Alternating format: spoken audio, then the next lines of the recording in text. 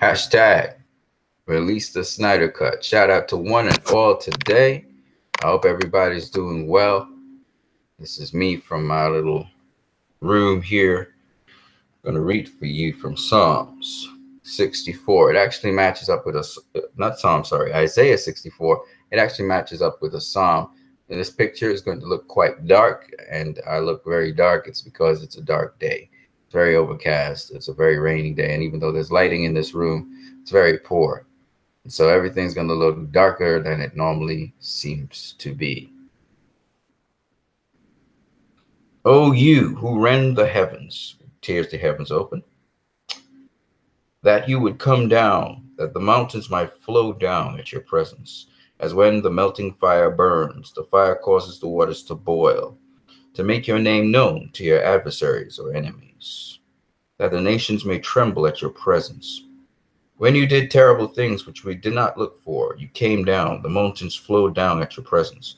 For since the beginning of the world, the men have not heard nor perceived by ear, neither has the eye seen, O God, besides you, what he has prepared for them that wait for him. I'll stop right there. Shout out to each and every one of you. You know, you can comment in the chat section, Now, that piece of scripture is found both in the Psalms and it's also found in the New Testament. And both pieces of scriptures actually recall this. And this is therefore taken from the Psalms or Moses. And it's also projecting towards some of the New Testament books. I believe it comes from 1 Corinthians chapter 2. You can check that out, verify what I'm saying. Anyways, this scripture is basically saying something that is very interesting, and I just want to basically highlight it, okay? Now, it is said, from scripture at least, that the Lord God is a consuming fire. However you want to perceive consuming fire, literal consuming fire basically consumes just about anything and everything in its pathway, with the exception of a couple materials, which are fireproof. And so, you know, it consumes oxygen, it consumes molecules from materials, and so fire burns things. Now, when this here is written, saying that this fire comes down from heaven, basically, and it basically starts to liquefy the mountains, almost like a volcano. So, you know, the ash that comes down from the volcano basically burns anything in its pathway, and the stuff all flows down like lava. Well, similarly, this fire comes down from heaven, comes down to the mountaintops, and the mountains start to melt off, and they basically start to flow down as if they were volcanic activity that kind of like lava came down. It also goes on to say that the seas boil. So that's the lava goes into the oceans start to boil up. And this really reminds us a little bit of Steppenwolf's Coming to the Earth and Batman talking about, you know, the earth boiling and the lakes being evaporated and the seas being evaporated. So there's a nice little parallel there. But also, it goes on to say this. It goes on to say to make your name known to your adversaries. Very important for you to understand that it's the adversaries of the Lord that actually are getting this message from him. And it goes on to say the nations may tremble at your presence when you do terrible things which we look not for, and you came down and the mountains flowed down at your presence. Since the beginning of the world, men have not heard nor perceived by ear, neither has the eye seen, because what you have prepared for him that waits for you. What's that about? That's not the adversaries, right? So there are people waiting for God to come down and meet them, and these people are fireproof. Obviously, they are consumed by the fire of the Lord, that is the Spirit of God in them. They already have God in them and is consuming them, and therefore they're not worried about the fire coming down and burning them and stuff like that, because they themselves are living fires. Now, why I do that is because the inevitable is going to happen. It's inevitable. Just the way how we're going, mankind, there's going to be a destruction. That's inevitable. What's not inevitable is that you and I can choose to be on which side of the fence when this destruction happens. It's going to be a literal destruction. It's going to be a spiritual destruction. It's going to be a physical destruction. It's going to be a mental destruction.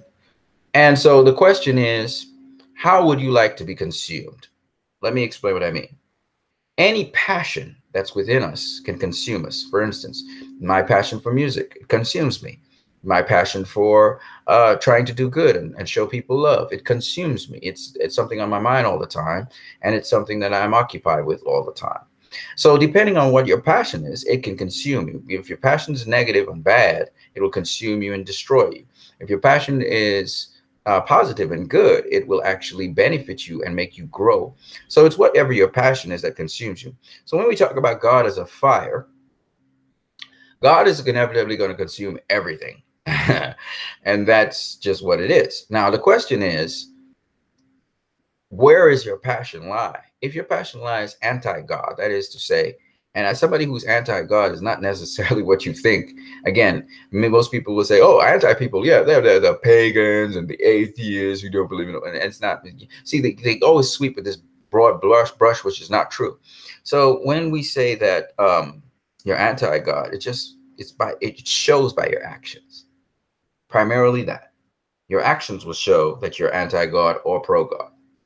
It's not whether it's what you say or what you claim your belief systems are. No, it's what you do. I always say that over and over. It's what you do. So if your behavior is one in which you are against good and you're promoting evil, then you're anti-God. It's really that simple.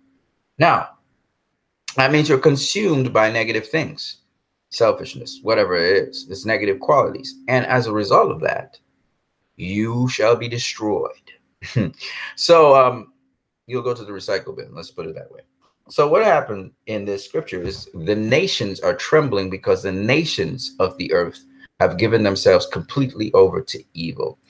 There is actually, we're hearing discussions in this given age, and I just want to elaborate on this before I go into what I'm going to talk about.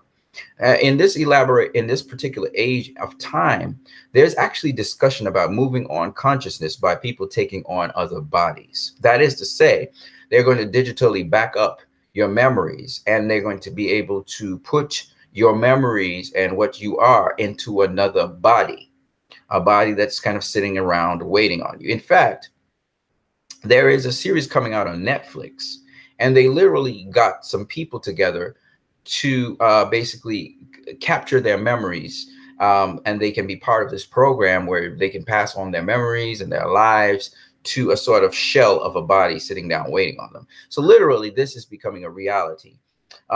In fact, here's another thing that's very interesting that I wanted to talk to you guys about, and that is the reality of what we saw in Jurassic World and Jurassic Park becoming a reality, where they're finding out that they can actually, through a certain kind of gene therapy, actually sort of manipulate species which are very close to extinct species and bring back extinct species. That's right. So they're looking at certain ways to manipulate DNA so that you can get the DNA of the extinct species that once passed away. That's right. So these things are becoming a reality. Now, what does this mean? Let me talk about how the world will turn completely over to evil eventually. And I'll give you an idea how that's possible. One of the first things that we see in society is a movement towards unisexism. This is because they're trying to go post-humanism. Post-humanism is where now human beings will be combined genetically and otherwise and infused through a sort of form of cloning, which, though banned right now, is still being operation incognito, a fusing of certain attributes necessary for whatever traits. And so why we have this blurring of gender lines and this blurring of roles of men and women is because eventually they want to have a sort of post-humanism, a sort of something where we just have human beings that serve as slaves. They are very specific to specific tasks. And like Krypton, they are sort of taking away the ability to choose what they want to be. This is going to become a reality not too far down the road. Maybe within the time span of a century, this will be happening as if it's nothing. You will also notice that the world is becoming interconnected. And so it's sad to say this, but we're really moving in a direction, whether you like it or not, into a sort of totalitarian world. George Orwell's 1984 is becoming a reality more and more, and the divide between the rich and the poor is becoming more and more extreme. And the reasons these things are happening is because, one, machines can replace human beings and man labor for almost anything now. The other thing is artificial AI is on the rise, and it is working quite well. And then the other logistics of, as I said before, genetically specifically breeding people for specific things is also on the horizon. Not to mention, like I said before, we also can pass consciousness on to another body. Now, it doesn't mean that me that you're seeing here will go on. I will be dead and gone, and my consciousness will be dead and gone. But the backup of my consciousness can go on through another living organism. And this is the kind of sort of abomination that is looking us into the future. And it is scary, because it's one thing to harvest organs or to genetically build organs for people where you don't have to have an organ donor. It's another thing when you can clone organs and stuff. It's another thing when you start to deal and really morph and really clone and really genetically specify what kind of worker you want. Infuse the genetic specification with machinery and have this new post-humanism, as we say. We're having an age where there's a sort of post-capitalism, post-democracy age that's kind of creeping with us. And you can see Donald Trump trying to destroy all institutions of democracy that we've had and cherished for so long, with very little resistance from the Republicans at this present point in Congress and in the higher areas of places, even though locally the governors are not necessarily for what Donald Trump is doing. The Republican governors. So it's very interesting what is going on in the dynamics in the United States of America. Like I said, Donald Trump is there to destroy democracy, and they have no ethics whatsoever. So even the guys working for Donald Trump, like as we see with the Secretary of State, he can be blatantly lying. There's no way to check him. Even with the policies that are put in place, these mean nothing, because it's not really what the policy is now. We actually have to watch now at what is actually being implemented. Again, it's what is done. These policies may just be a padding to fool people into believing that the state of the Secretary of State and their offices of the United States of America are actually enacting these laws, when in fact they may not be. And why I say this is because when you listen to the conversation by the president of the United States, no one is holding him accountable for his conversations. There is some sort of acquiescence to him. There is some sort of quiet agreement with him that is going on at these high levels. And you have to pay attention to that very, very closely. It's not just about labeling people abhorrent and so on now. It's about watching what they do. You have to watch every step of their development.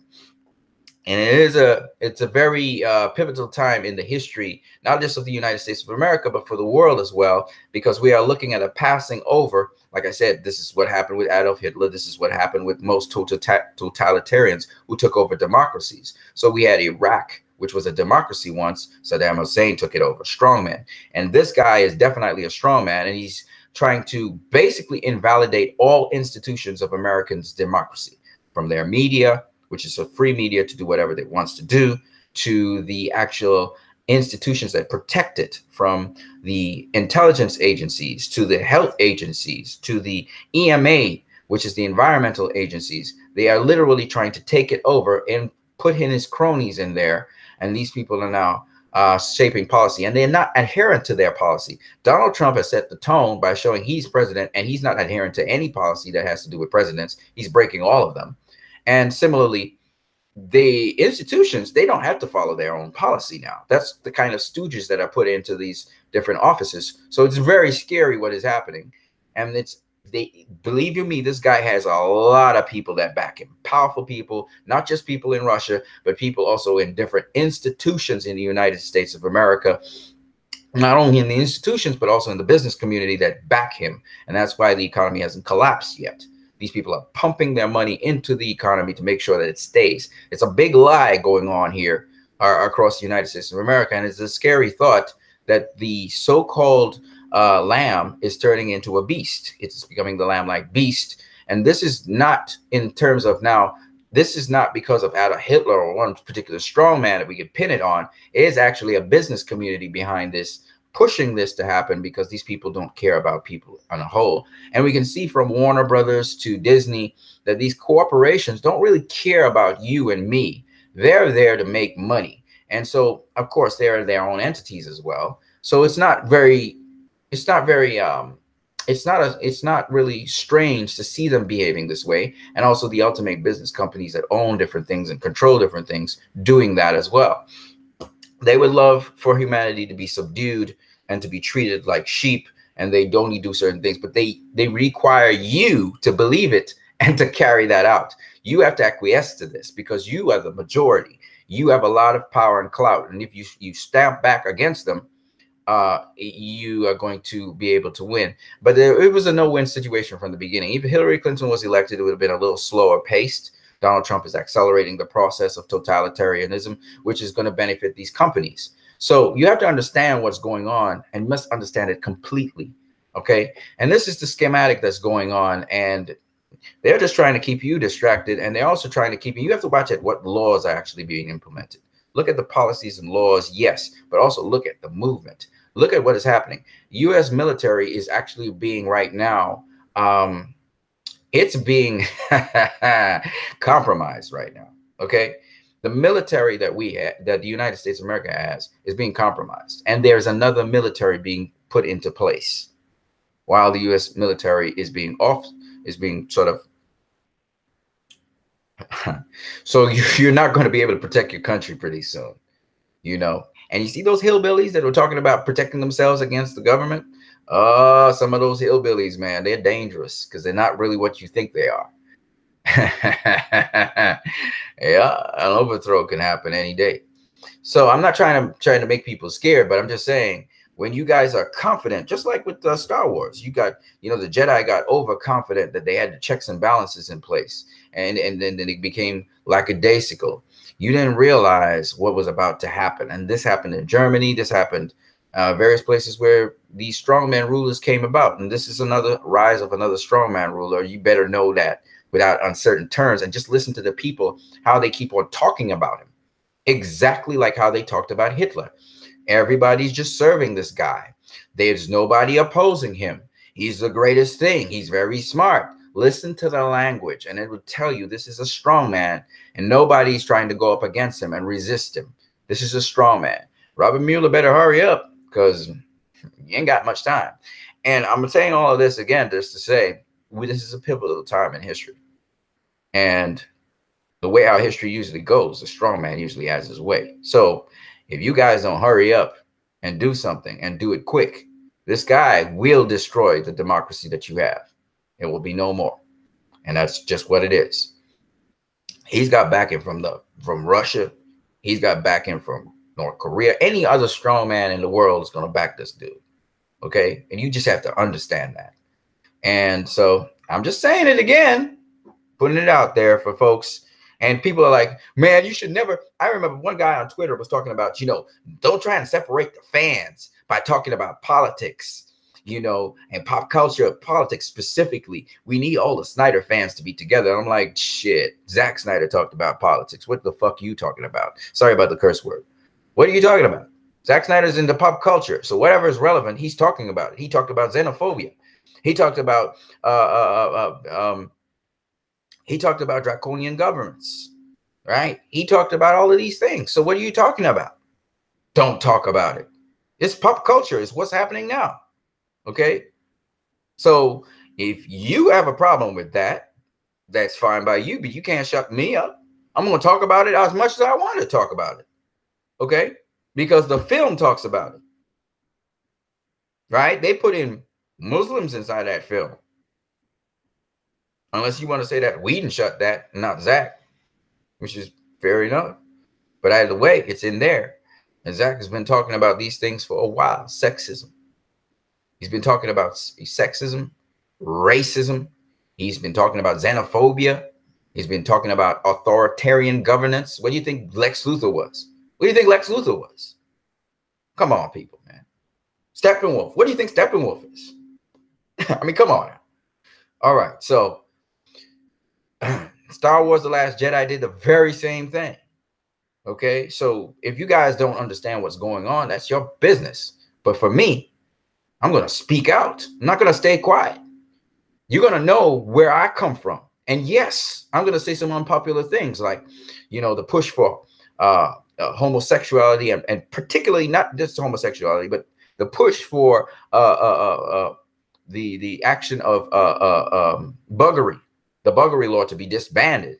Oh, get the hell out of here with that. Because what they're trying to, and I see them teaching little kids now, they're trying to teach little kids, you know, you can be whatever gender you want. What the hell is that? What the hell is that? No, you cannot be whatever gender you want to be. You are a particular gender. That's just what it is. You are what you are. It's what you're comfortable being in. Once you find out what you are, you have to be comfortable knowing what you are. But you never pick a gender. That's craziness, man. That's some crazy talk I'm hearing out here. And that's from the left side. And that's why I said you have to be careful. Don't just support something. You have to think first, guys.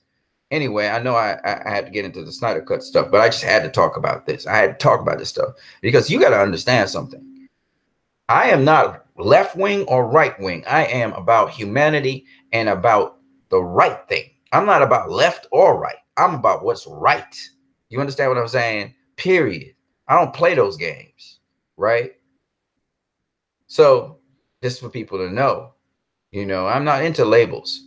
All right, guys. So I just wanted to talk about that first before I get into what we're going to talk about today, which is release the Snyder Cut, lies being sent out by WB. They lied about a lot of stuff, and it actually enraged me a bit. I'm not going to lie to you guys, man. I was enraged for a bit. I know you guys must be chatting up a storm in the chat section. I'm going to check you guys in a second. I was enraged. I was really angry when I realized how much Zack Snyder's cut was finished. It was almost finished, guys. Like the guy was winding down on the freaking cut. That got me so mad, man.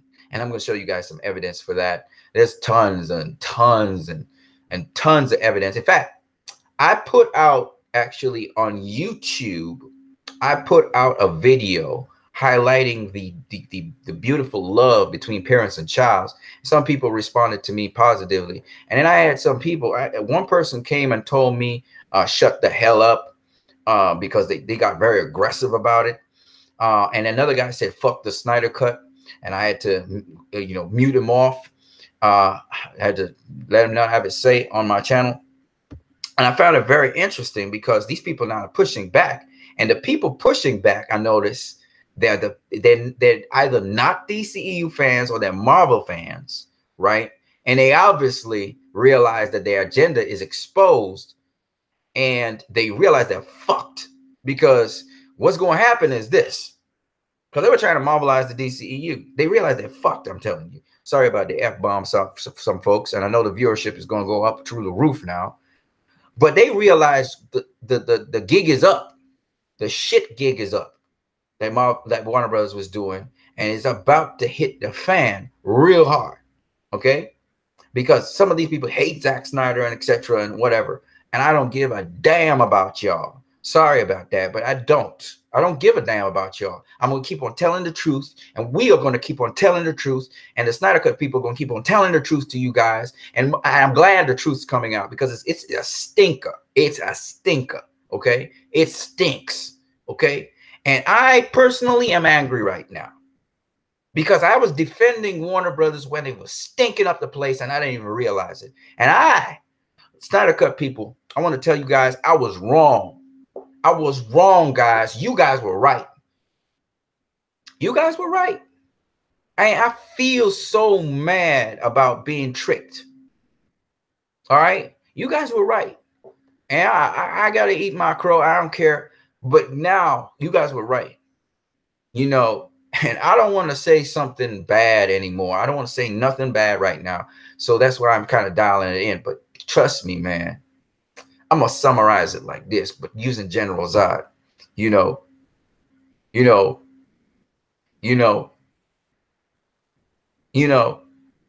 I'm going to hold back. I'm going to hold back because I am angry right now. I'm very angry. I'm not going to lie to you guys. As the information pours in, it gets me angry. It gets me very angry. I'm going to show you guys what I'm talking about, but I'm not going to vent. I vented with my boy John King. He saw me I went ballistic on John King. That was back in the day when the Superman deleted scene came out. I went ballistic on John King. John King knows. He know how angry I was then.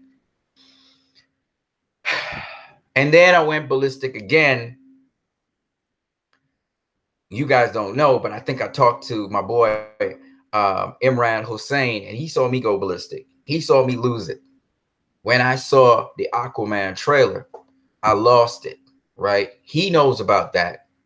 And I ain't going to lose it right now on the air, okay? But let me just say, I understand how the Snyder Cut people felt when they saw Justice League, knowing what Zack Snyder had actually done in that movie and knowing what Whedon had done in that movie and what WB did with that movie and knowing Zack Snyder finished those scenes that Whedon put through, it really, I can understand why they were so angry.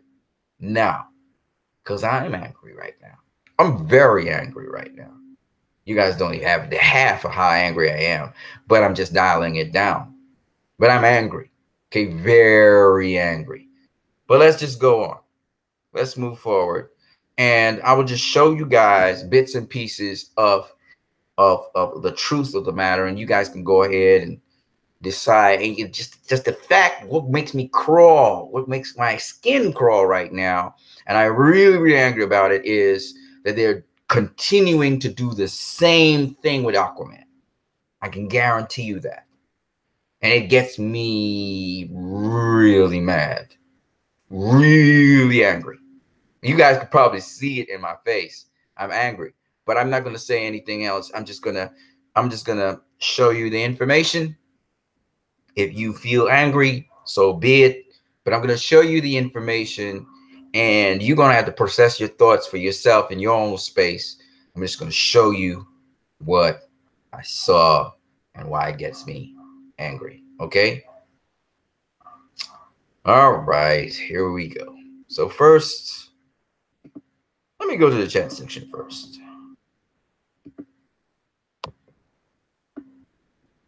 Here we go. So first,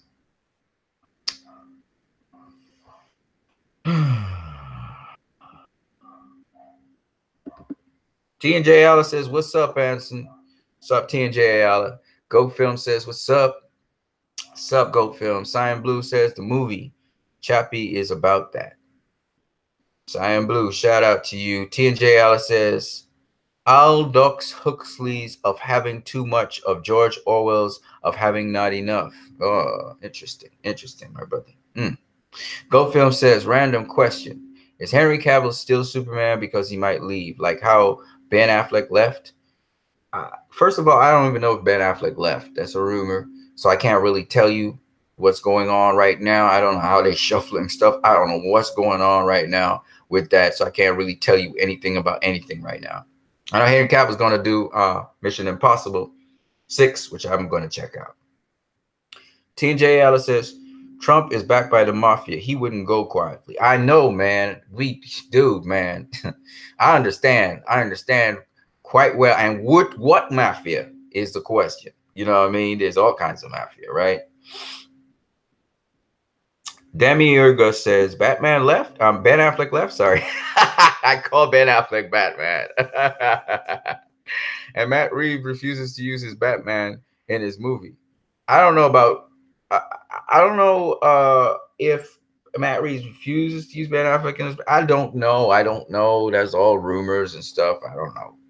I have not been following up on that stuff. You guys might know more than I do. T&J Alice says, nothing official on Batman. I imagine Affleck is just sick of the question. Well, man, I'm not gonna lie to you. He is Batman, though. You see, I made a mistake and I called him Batman instead of Ben Affleck. Some people call him Batfleck and all that. You know, I mean, Ben Affleck did such a remarkable job with Batman and under Zack Snyder, and you know, he's just so good at Batman. It's just one of those things where you can't imagine somebody else being Batman, but someone else can be Batman. I'm pretty sure somebody else can do a pretty good job of Batman. I'm pretty sure about that. But again, I can see why the fans gravitate towards him and love him as Batman. Don't want to move on from Ben Affleck doing a solo movie, at least being part of a solo movie. So I understand that. I feel that. You know, it's up to Ben Affleck, obviously, but I would love to see him in a Batman solo movie. I would love that. I would. Oh man, I would so love that. So we'll see what happens with that. But again, we can't look too far down the road. We have to look at Aquaman first and see what's really going to go on here, because this is a mess right now. There's a mess going on right now. You guys have to understand that. Demir just says, you're right, bro. TJ Alice says, plus he was going through divorce at the same time, so I guess you can imagine. Yeah. Demir just says, I felt betrayed when I heard about that. Go Film says, I feel bad for Zack Snyder. He's just trying to do his thing. He's just trying to do his thing, thinking he was safe, and they kick him out. Go Film says, didn't WB call Zack Snyder's cut unwatchable? Some of those, I heard that it was reported. This is just a rumor, but that some of the people who are the executives said it was unwatchable or something like that. So not all the executives. I heard that some of the executives actually loved it, and then some of the executives thought it was unwatchable. I don't know who of the executives or who of the people inside of there thought it was unwatchable, but you know how I feel about that.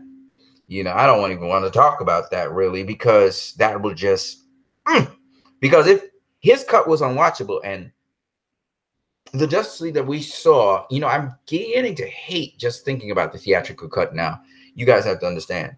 But if they thought the theatrical cut that we saw was watchable and what Zach would have put out was unwatchable from what we saw of what Zach put out, and they called that unwatchable,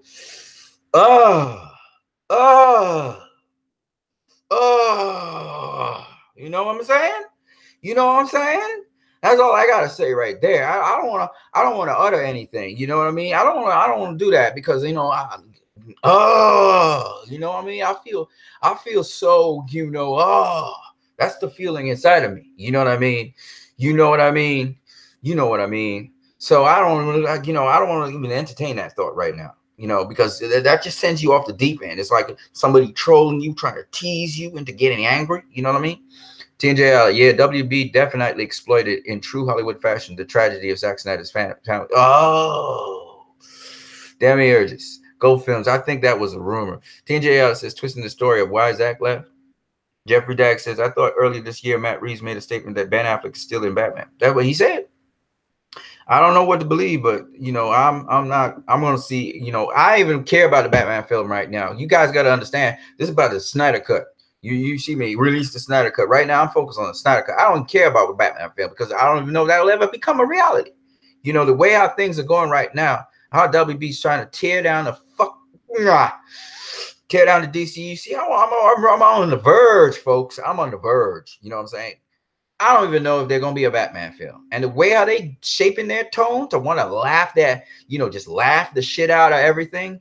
I don't know, brothers. I don't know, man. I don't look, folks. I don't know. Done already Bumblebee's on the same date as Aquaman. You know, they might just pull Aquaman very soon. That's what I'm feeling, you know, because of the decisions being made. Jeffrey Dag says, I won't believe anything until I hear it from them directly. I still hope that he continues at least to get his own solo movie. One can dream. Jeffrey Dean Morgan, man, it looked like he was going to be in Flashpoint. It looks like his bat's pulled. I don't know what the hell Warner Brothers is doing, man. I don't care. I really don't give a damn anymore. I'm pushing for the Snyder Cut right now. Go Film. Some people saying that Ben Affleck has. Look, man, forget Ben Affleck. Forget the Batman film. We ain't going to have that if Aquaman sinks, okay? We ain't going to have no DCU if the Aquaman sinks. We ain't going to have no DC films. We ain't going to have no DCU. We ain't going to have none of that, right? Some people, okay, Demier just says, I feel that Snyder Cut would have been told a better story. Duh, you think? You really think? The theatrical cut felt rushed. Practices, you know, didn't get enough development. Look, man, that's being courteous, bro. Right at this point in time. Okay, I'm going to show you guys the info. You know what? Let me just show you guys the info. You guys can continue talking in the chat section. Because right now, I don't know how I'm going to get through this. If I keep on watching what you guys say in the chat, I'm just going to get real mad. And I'll just lose it. So I can't do that right now. I got to keep it focused. Because right now, man, I am angry. I am very angry. All right, so let me show you guys what it is I got to say. I got to show you guys what, you know, because, you know, if I keep on reading them things, I'm not going to do this video. I'm just not going to do this video. So let me get to it here. Screen share, please. Oh, yeah. There you go. Okay, folks. So earlier on this year on Twitter, Jay Oliver obviously still defending the Snyder Cut of Justice League. And just started off with that. This was on Vero, where Adek Bulu Yemi says, please tell me, Jay, I'm dying to know for certain from you again. I believe the Snyder Cut exists. I want you to tell me again so I can sleep well at night. Does Zack Snyder Cut exist? As Jay Oliver said, yep, it exists. Okay? And this person posted it up on Twitter. In case of doubt, trust Zack Snyder and Jay Oliver. They wouldn't lie to us. Hashtag release the Snyder Cut. And the thing about it is, the cut that exists, Jay Oliver's being way too kind. That cut, all right, I'm going to show you guys what I mean, because I just had to show you. To say it, y'all could say, oh, he just making that up. Oh, suddenly he just went to.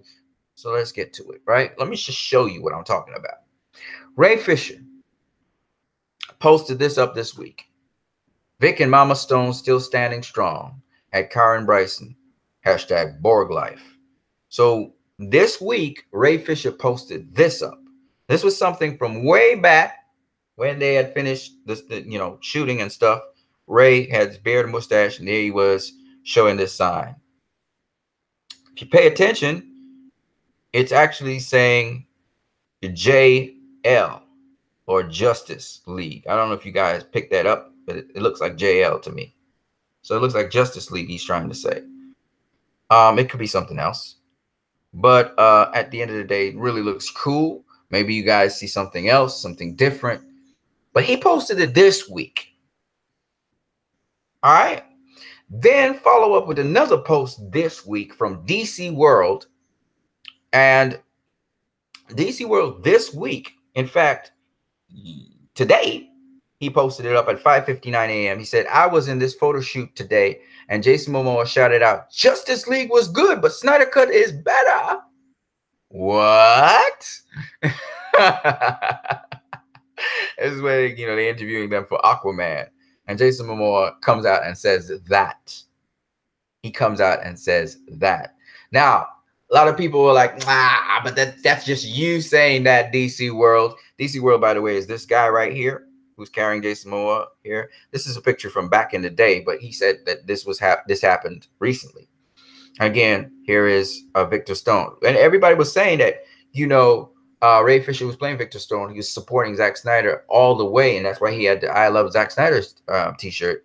This is why. I don't know if Warner Bros. Trying to penalize him, why they ain't got no Cyborg movie coming up, because he sides so much with Zack Snyder. Maybe that's the reason. But that's why I mean get no Cyborg movie. I mean, Cyborg is my character. Maybe that's it. I don't know. But at the end of the day, that's just me guessing, by the way. I don't know. But at the end of the day, Jason Momoa comes out this week. Well, it would be today because it was today in the photo shoot and says that. He comes out and says that. Now, for those of you who say, oh, that could be a lie by DC World, I want to just carry you back to Twitter. Back in the day in 2017, I want you to note the date, the 29th of March, 2017, to be precise, where Aaron Couch interviewed Jason Momoa. This is before Zack Snyder left Justice League. If you do remember, Zack left in May the 22nd. Okay, it's the 29th of May. Momoa says he has seen Justice League and calls it the greatest film in the world, leaving tonight to start Aquaman. So just in case you guys think this is a rumor that Jason Momoa said that, it's not. Jason Momoa actually saw Zack Snyder's cut of Justice League. That's right. Jason Momoa has seen it. Yeah.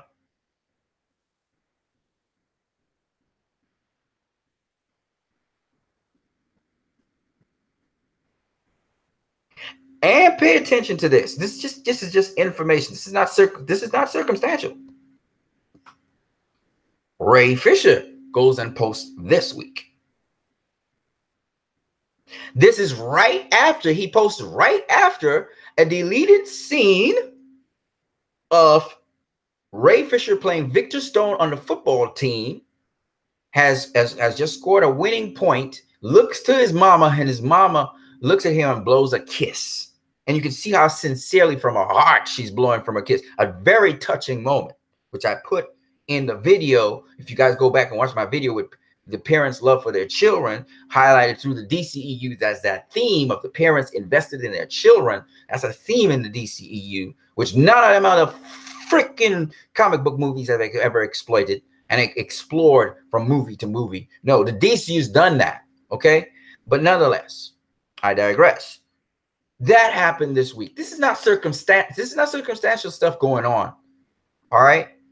And a ton of deleted scenes from Justice League was leaked this week. Like every 30 minutes, you were getting a deleted scene. I can't even keep track with them on Twitter, okay? I've shared with you guys one yesterday, right? With Steppenwolf, right? So I'm saying this to say, and we talked about this at length, that even the actors are saying that Zack Snyder's cut was superior to anything that Warner Brothers, aided by Joss Whedon, ever did. And now here's the evidence. Because we got evidence. So the rooftop scene, I want to cuss, but I'm not going to cuss, guys. I'm not going to cuss. I'm not going to cuss. Viewers' responsibility. The rooftop scene that everybody gives Joss Whedon credit for shooting, Zack already shot that scene, folks, with Ben Affleck's Batman.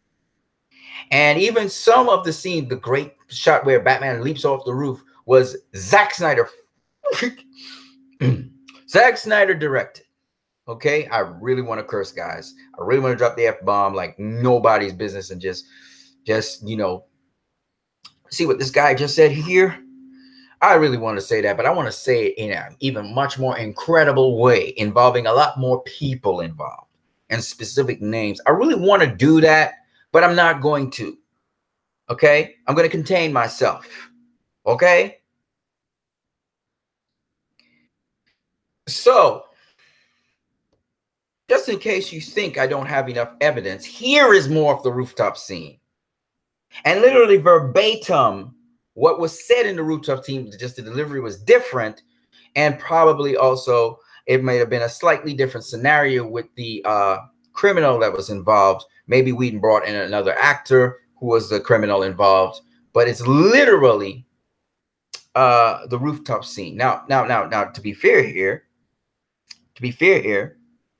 this scene here looks like the scene in Steppenwolf's ship. Okay? This does not look like the rooftop scene. This is like the scene in Steppenwolf's ship. So it's still going to be Whedon. But the point is, we just showed you here, this scene here is real. That scene there is not real. This scene is not real. This is not, this is probably Whedon and Whedon. But this scene here is very, very real. Okay? That literally, the rooftop scene was shot by Zack Snyder already. In other words, let me help you guys out so you guys will understand. Almost all the scenes Joss Whedon shot, except for the family, all of those little scenes Joss Whedon shot, Zack had already shot and completed. They're polished. Post-production work and everything is on them. Some of the deleted scenes, and we know this for a fact, with the cyborg flying and the Flash, going through the window to save what would be later on his girlfriend. Those scenes were not completed, but they already had completed elements of them. It was just to finish them off. At least that's what we think. Maybe they were completed already, because what we are seeing is behind the scenes footage of how they were made and stuff. And so maybe those scenes were completed off. What I'm saying to you guys is that now I have to modify this. I told you 85% of the film Zack Snyder shot. No, that of the Justice League we saw. What it's telling me is Zack Snyder basically did 100% of Justice League, but then Joss Whedon came in by Warner Brothers. Warner Brothers hired this dude to reshoot these scenes, and they came out substandard, subpar, and Warner Brothers said, keep them in, we're satisfied with that. The Justice League we had before was unwatchable. This is watchable. They basically just shredded down the value of the film and made it, because they think the children and the toys and stuff, and made it into a much, much, much weaker film. They weakened up Steppenwolf. They weakened up, and that's why Joss Whedon probably like the thing that says Steppenwolf is the worst villain ever. That's probably why he agreed, because probably Joss Whedon is actually in agreement, probably with Zack Snyder even, and wants the Snyder Cut. He probably even wants it. Okay, that's probably why he secretly liked the thing that said Steppenwolf is the worst villain ever, because he probably was going against his will and strong-armed by Warner Brothers to put out that cut that we saw in the theaters. I don't want to curse. I don't want to curse. I'm not going to curse. But I know the Zack Snyder fans, I get it now, guys. I apologize big time to you. I understand why you spit on that film now. I understand why you hate that film. I understand why you call it a Frankenstein. I just didn't have this information available to me, but now I am a jackass. I am a fool. You guys were 100% right. I had no reason to call you guys what it is. I apologize. And if you guys decide to curse the shit out of that film, I understand why. Because Zack Snyder had shot everything already. He was just some post work left.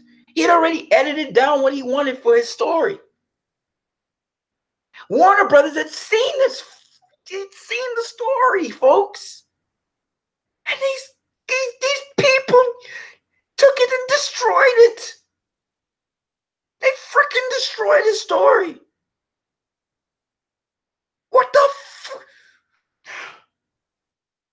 What the hell are people who don't know shit about film doing messing with film?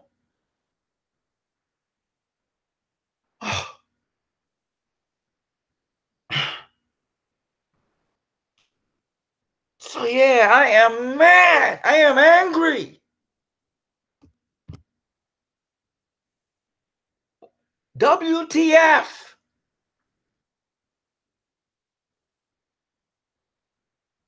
I have all the facts in front of me. I am not talking out of a vacuum anymore. There is no defense for that. It is atrocious.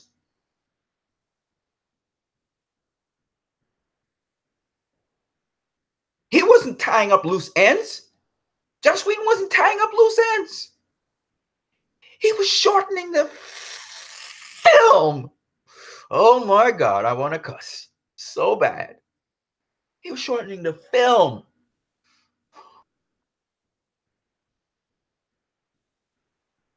Because Warner Brothers wanted a shorter runtime, and it's for the kiddies. It's for the kiddies. If you want a film for the kiddies, why didn't you just let Zack Snyder do his film so parents could talk to their children, children could love the film for what it is? Why didn't you just do that? My God, these people are idiots. You think your film is safe? I will find it, Warner Brothers. I will reclaim what you have taken from us. I'll find it, Warner Brothers. I will find it!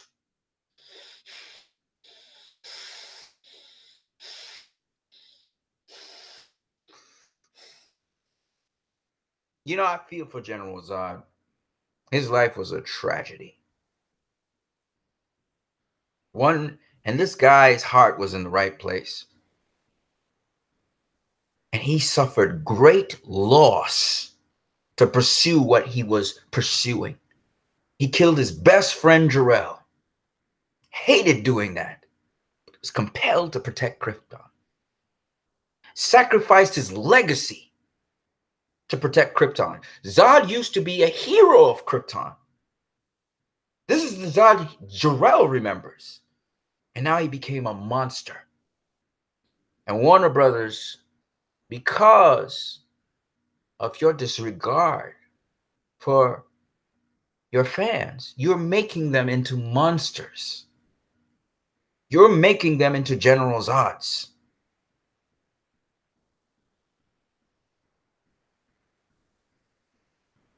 Generals, think about the story of Krypton.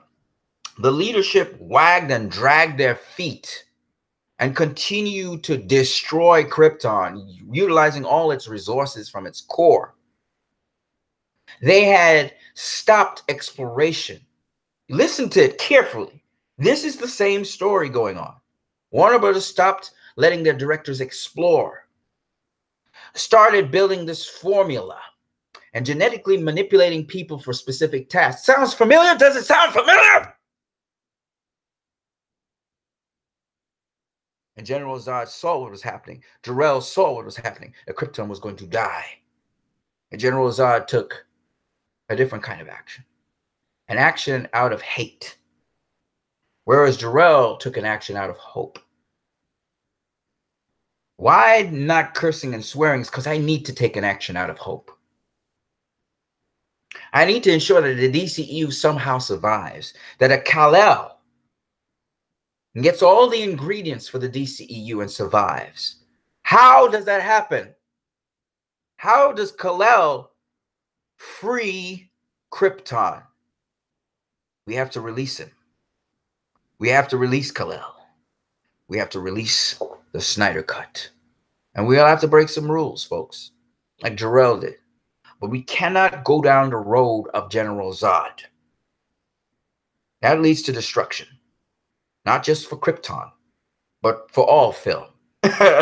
You get me? Not just for WB, but it would set a dangerous precedent for all film when fans decide to become mobs and to destroy franchises. We have to do it the Jor-El way.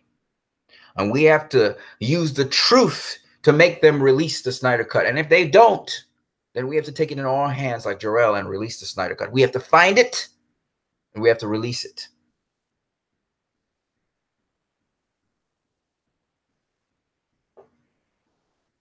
If you love something, you're going to set it free, right? So we have to set the Snyder Cut free. And maybe we have to do like Snowden, and we got to pull the files on everything to let people know the truth.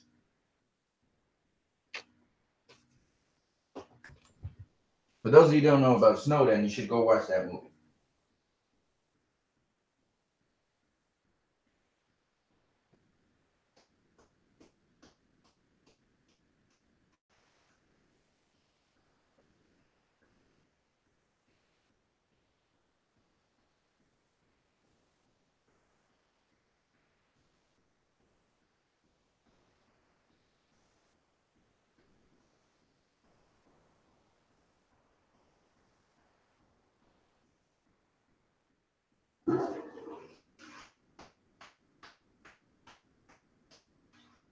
So I'm 100% behind the Snyder Cut, people.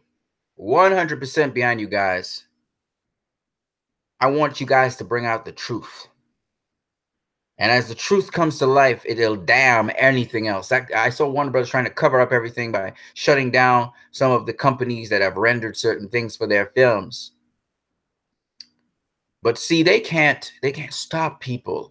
When people want something and they're searching for the truth, they will find it. And this is a different story. This is a new day, Warner Brothers. A new day. You haven't made me quite the enemy yet, because you did some good things allowing certain films to come out. Even the directors had to fight their ass off. They had to debate with you to get their films out. And you sabotaged them to Warner Brothers. You sabotaged Zack Snyder with Jeff Johns. You sabotaged him for what you thought was best. It's okay. You have a chance to redeem yourself, but time is running short, Warner Brothers. Very short on you. And I am not responsible for how the fans choose to behave towards you from this point onwards. You can choose to release the Snyder Cut and allow the fans to continue down the rabbit hole of truth. Or you can go back to believing whatever you want to believe. Take the blue pill and watch your universe suffer the consequences. Yeah, I just crossed over with the Matrix and General Zod. Yes, Man of Steel. That's right. Because see, we fans, we really like these movies. And if you haven't realized, these movies have a cult following, as well as a mainstream is following is starting to happen after these movies. You got away with Suicide Squad. I even defended you with Suicide Squad. I defended you with Suicide Squad. I defended you with Justice League. But I'm not going to defend you anymore. You're on your own now. You have to make a choice to either stand before the earth proud or not. That's a choice you have to make. And yes, I just quoted Jonathan Kent from Man of Steel. I want you to know these movies are practical. We can apply them to you, Warner Brothers, and to anyone. That's the beauty of Zack Snyder's films. They're not no Marvel film where you just go in, you enjoy yourself, you walk out, and you don't remember it again in T-2 minutes. We're not the film critics who try to use construction of film and noise and how loud a film is to blind out the deeper stories and the deeper themes and meanings of films. We're not superficial like those guys. No. We value these films. We love these films. And that's why this movement started. Something that you thought you could bamboozle and you could bully. You can't bully us. You can't cyberbully us, and you can't bully us, Warner Brothers. You can't force us to go your way. And the pushback has already begun. And I am not responsible for any fan who chooses to take action however they want to, because you have betrayed trust.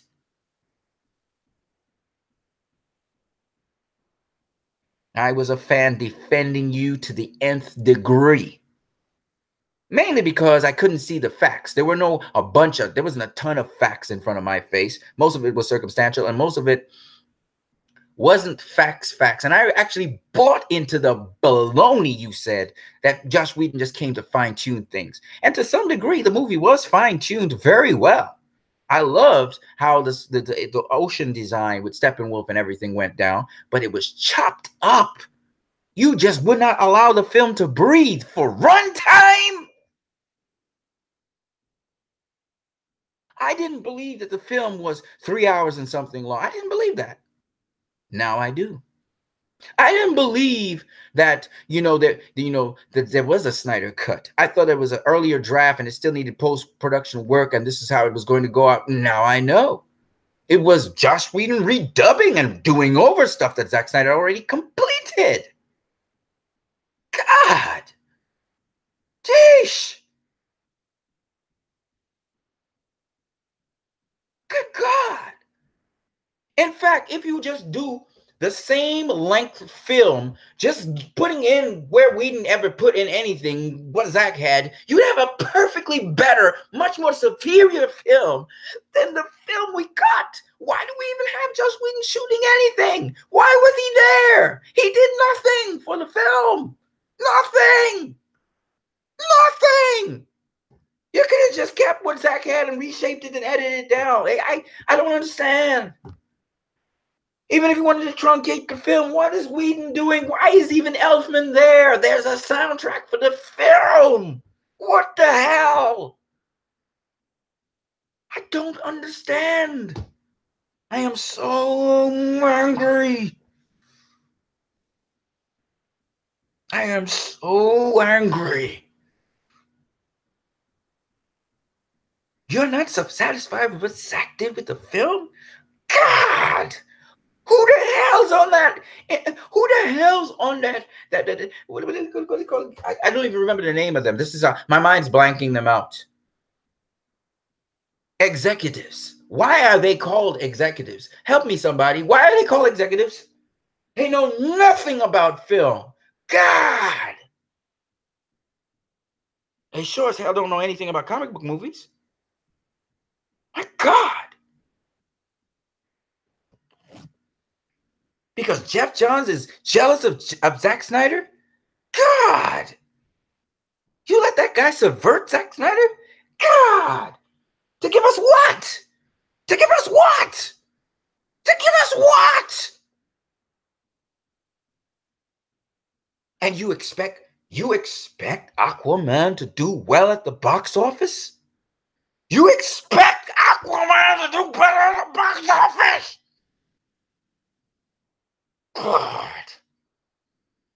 How? How? How? How is it going to do that? Because you like it? Anything you guys like, I know I'll hate. God! Talk about out of touch.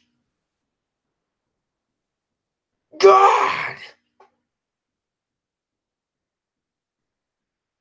No wonder I didn't feel Aquaman.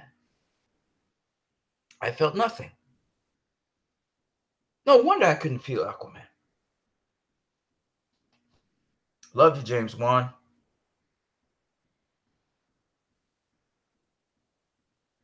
Hee hee ha ha. God. What a stupid move. They want to make the DCEU into a laugh fest like Marvel. That's why the Batman film, we're not hearing shit about the Batman film right now. God.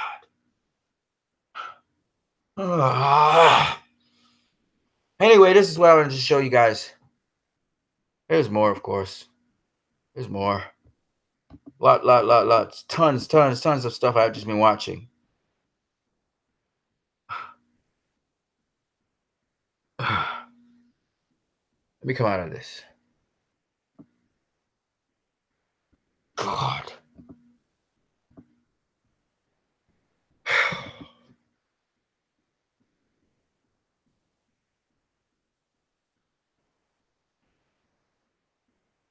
Now I understand why Dave the Film Junkie lost it, even though I don't understand why he liked Spider-Man Homecoming. I just don't get it. But the director's vision was not what we saw. Jeez, now I'm saying everything the Snyder Cut people said. The evidence is out there now. It's out there and it's just pouring out like a river. Boom, boom, boom. It's just coming out every day. It's just coming out 2-3 things. This shit's going to hit the fan. One of the two things going to happen. Either Warner Bros. Is going to close down, or they're going to put out that Snyder Cut. They're going to do it. They're going to have to. But if they don't, no problem. We're going to get it anyway. That Snyder Cut's coming out. One way or another, it's coming out. I can tell you guys that now. This shit is about to hit the fan, folks. It's about to hit a fan. This shit about to blow up like crazy. I don't care who you are.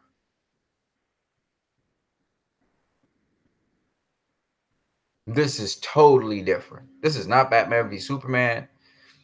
This is more like Suicide Squad. And by the way, release the Ayer cut too on top of that.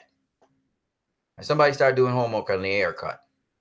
Yeah, I'm putting that in too. Those two cuts, want them. I want to hear nothing. Suicide Squad. We want to see what Suicide Squad really was. It's on now. It's on now, Ninja. God. Let's see what you guys are saying here. Feel my pain? Shit. Oh, somebody gonna feel my pain. Somebody gonna feel my pain. I assure you. We know who that gonna be. Feel my pain. Oh, y'all ain't even have an idea what's gonna come now. There's gonna be pain for sure. There's gonna be pain. I guarantee you that. There's gonna be pain. All right, let's see what you guys are saying up in the chat section. There's gonna be pain, and it's not gonna come from me. I don't need to do nothing. I'm not interested in the films right now, so it doesn't really matter. But trust me, they're gonna be pain. There's lots of pain. Lots of pain. Because this happened before. This is not something new. We saw it with Batman and Robin. We saw it with Catwoman. We saw it with Green Lantern. We saw it with Superman Return. Oh, there's going to be pain. I guarantee you that. There's going to be pain. Lots of it. Lots of pain. I love me, James Wan, but I got to protect James Wan. I got to protect James Wan. Okay, I'm going to look out for James Wan. And we're going to start it now. We're not holding back. We're going to start it now. Now, y'all gotta understand what I'm saying. It ain't gonna get to that point. We started it now. What James Wan wants is what James Wan must get. We're gonna start it now. There's gonna be no compromise. They try to do things to him and post, bro. No, we're gonna get it now. We're gonna get what we want to get now with James Wan. Otherwise, and I wasn't impressed by that trailer. I was not impressed by that trailer. I want y'all guys to understand we have to move now. They need to understand that message strong for Aquaman. Don't fuck with Aquaman's film. Sorry about the F-bomb, but it was going to come out one way or the other. Don't fuck with Aquaman's film. Don't fuck with his film. A strong message. Don't fuck with Aquaman's film. You fucked with Justice League. Don't fuck with that. I'm sorry for the F-bombs, but I knew it was going to come out at some point. Let me go to your chat section and see what you guys are saying here, man. I gotta control myself. I gotta calm down. I gotta calm down.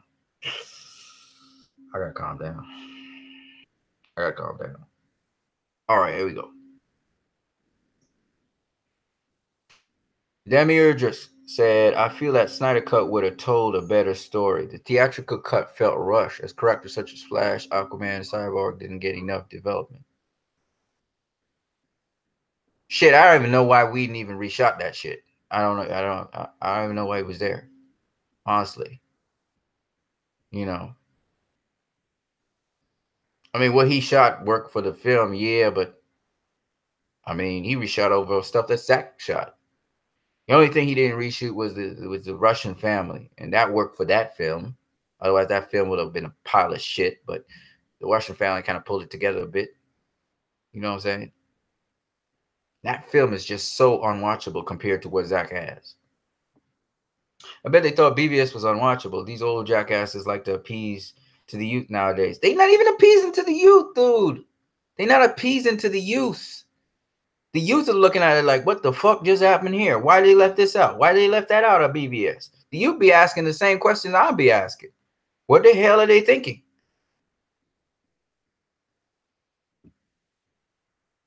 They like bright colors and forgettable music scores. They want money, so they want to do what the MCU is doing. These executives think that way. Oh, well, look, the MCU is successful. Let's make the MCU again, and let's just copy their model. So that's where they're coming from, because they don't care about comic book movies. They don't care about comic books. So they don't care about people, what the people want. They care about trying to make money. These fools really just trying to make money. That's all they're trying to do. So we got these executives, not all of them. Apparently, there are some of them that really are level-headed, but the loudest mouth ones, which promote Jeff Johns, because Jeff Johns is responsible for comic books. They're like, you got to listen to what Jeff Johns says. He's the guy that's really knowledgeable in this. Nevertheless, Jeff Johns directed nothing. Okay. He's written comic books. He's been responsible for producing the CW, which I don't give a damn about. Okay. It's been successful thanks to Supergirl and Flash and so on, but does not appeal to me. He's able to do a little bit of television, but he has not done film. But you have Jeff Johns, a guy talking to you, and he's sabotaging Zack Snyder. And we know this from Kevin Smith, okay? And so we realized that in his podcast with Kevin Smith, by the way, for those of you who didn't see the podcast, he was literally subverting Zack Snyder. And even though he defended Zack Snyder on the subtle, on the D-low, he been subverting him. Jeff Johns is the reason why BVS was seen as the worst film ever. It's because Jeff Johns kept on saying, no, Zack Snyder, he still doesn't understand how to do these superheroes. This is Jeff Johns who was saying this shit. Okay. And even the president at the time of DC wasn't with Zack either on it. Okay. So this is what we were dealing with. All right. So they basically, if they don't agree with Zack, it kind of sabotage him and what he was trying to do. It's just so crazy, man. It's so crazy. TNJ says they like jokes and bright colors and forgettable music scores. I genuinely want to know what DC's going to do from here, though. I think they're setting up Darkseid to be DC's main villain. I don't give a fuck what they do from here. I really don't. You don't get me. There will be no here if they don't release the Snyder Cut. Do you get what I'm saying? I don't give a fuck what they do next. First of all, release the Snyder Cut. Second of all, don't tamper with James Wan film. We're not going to look down the road right now because there may be no down the road to look for. You doing as if this is just something dismissible. Oh, don't worry, man. Don't worry. Whenever the Snyder Cut comes out, it's not going to be that. It's not that anymore. Did you understand what the fans about to say? They're about to say, fuck you, Warner Brothers. Do you understand that? You guys are not picturing what I'm saying. You guys are not hearing me. You guys still in fantasy land. This is reality. Rope yourself back into reality. There will be no New Gods. There will be no Batman. There will be no fucking DCEU after Aquaman, the way how things are going. Do you understand that? And it will be a monumental failure. The film will not even get off the ground. Do you understand what I'm saying? Do you guys, are you listening to me?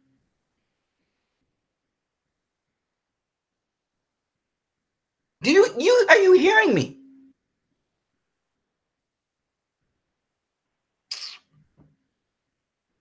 Shit. Y'all don't get it. I'm angry right now, and y'all don't. Shit, I'm hearing people talk about boycott Aquaman, and they're talking about it now. That right after the trailer left. That ain't good news. You guys are not listening to me. You think you're hearing? You're not hearing me, man. What's about to come is a shitstorm of problems. They're gonna be out of business real quick if they don't release the Snyder Cut. They released the Snyder Cut, on the other hand. They just did some damage control to their future. See, these executives think the opposite way we think. They're thinking if we put out the Snyder Cut, it will affect the rest of our DCEU. And they don't realize that you could at least make some money off the Snyder Cut. And then people may be a little bit more, they may be more forgiving about what you're about to do with Aquaman. They may be a little bit more forgiving. You know, they ain't gonna trust your ass. And James Wan will have to sell the shit out of the film that it's his film. He gonna have to do like David Ayer and he has to double down and say, this is my film, man. Everything I did was my decision. No, this is my decision. No, this is my decision. He gonna have to double down like nobody's business. And they just may break even on Aquaman. Do you understand what I'm saying? The position they have just placed themselves in with all this leak footage, stuff just keep on leaking every day. Just leaking like a faucet, and it's leaking even more and more and more. You don't understand what that was going to do to Aquaman. But here's how Aquaman can benefit from that. If Aquaman, especially James Wan, that would be a risky move for James Wan to do because it could cost him his career. So I wouldn't advocate this. But if James Wan starts to tie to the release the Snyder Cut, he starts just linking up all the actors on his cast out to link up with release the Snyder Cut and just start saying, I love Zack Snyder all out of the clear blue sky. James Wan starts doing that. Now it could cost him his job. It could cost the Aquaman film. Warner Bros. Could pull the Aquaman film. Anything could happen, right? And we already know, you can see Warner Bros. Looking to pull the film because we see that Bumblebee is coming out the same day with Aquaman. And Warner Bros. Didn't move. So that means they could just pull Aquaman at any time. And I think that's what they're probably threatening James Wan with. It's possible, right? So I'm just saying, I want the files out there. If it's just a rumor, fine. But I want the files out there. I want these executives to know we're watching you like hawks. Like we don't trust you at all. I want to let you know that now. Because you just lost all credibility. So So what I'm saying is, you know, that's one of the things James Wan could do to get his credibility back and actually get the Aquaman film to be supported by the Zack Snyder people. He has to actually start siding with the movement. that's a hell of a risky move to make. It's a hell of a risky gamble. But since, and you notice Warner Bros. Wasn't paying attention much to Aquaman. They weren't promoting Aquaman for a very long time. It's because they were trying to make James Wan change up stuff. And they're like, no, you need to make this a little brighter. No, you need to do this. No, you need to do that. And compromising the director. I know that's going on in behind the scenes. I know that. I know that. That's what they do in James Wan right now.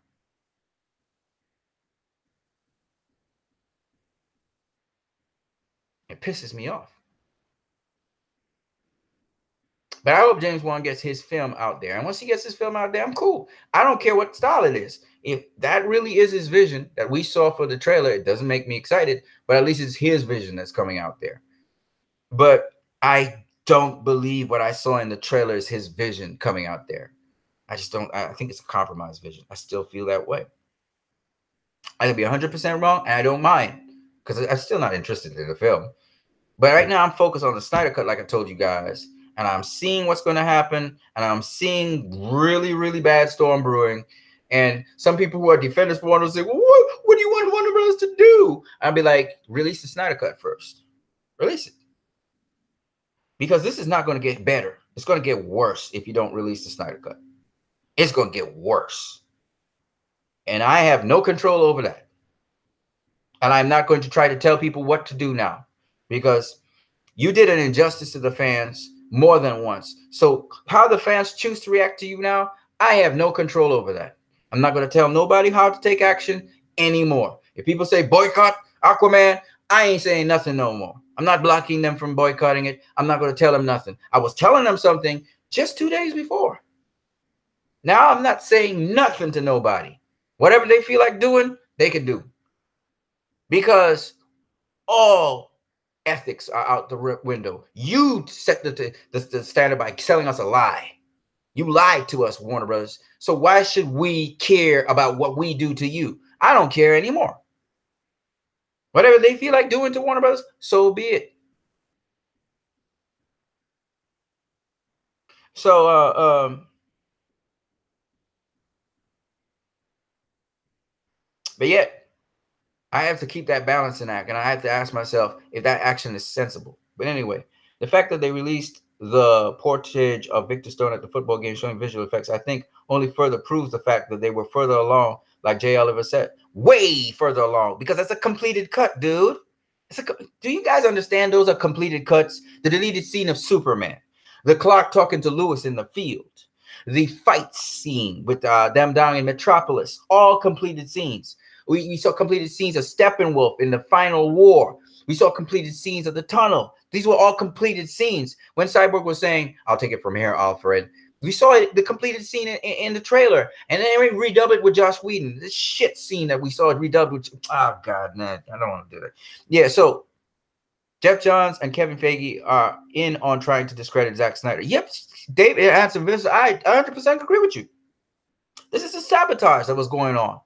They were trying to sabotage this guy, you know, because he had something much better and they wanted to keep it, you know, a certain level. All right.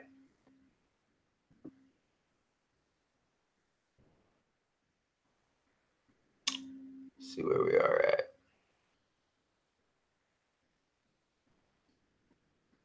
Man, I'm trying, bro. Y'all got a ton of comments here. I don't know how I'm going to get through all of this, but I'm going to try. Shit, you guys really commented on this thing. I gotta. Whoa, we have so much stuff to say. I'm just gonna read your comments, okay? I'm trying not to respond to them.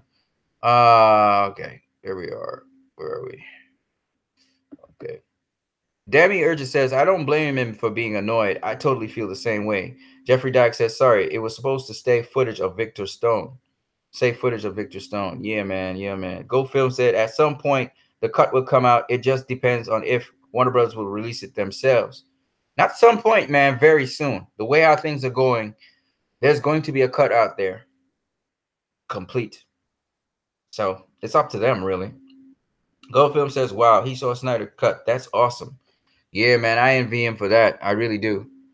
But the point is, he said Snyder's Cut is superior. That's the point.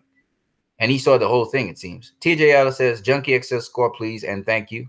Oh, it's there. And so is Hans Zimmer. Damian Anton Vincent says, Anson, stay calm. Man, shit, this shit don't make me feel calm, bro. It just make me want to cuss again. Demi Urgent says, I don't get what's the point of reshooting it. Exactly. I Demi Urgent, I mean, I understand that reshoots are done to improve scenes, but they didn't even do that. Dude, dude, maybe it improved the scene for the executives. These executives, it improved it for them. Oh, now it's watchable. Fucking Demiurgus. I mean, I understand. Okay, okay. Goldfish says, I agree, Anson. They ruined it. Shit. Jeff Johns whispers of sweet nothings. Snyder had despicable treatment. GoFilm says they messed with his vision. TNJ Alice says, don't apologize, Anson. You were just seeing the silver lining is all. Many things will.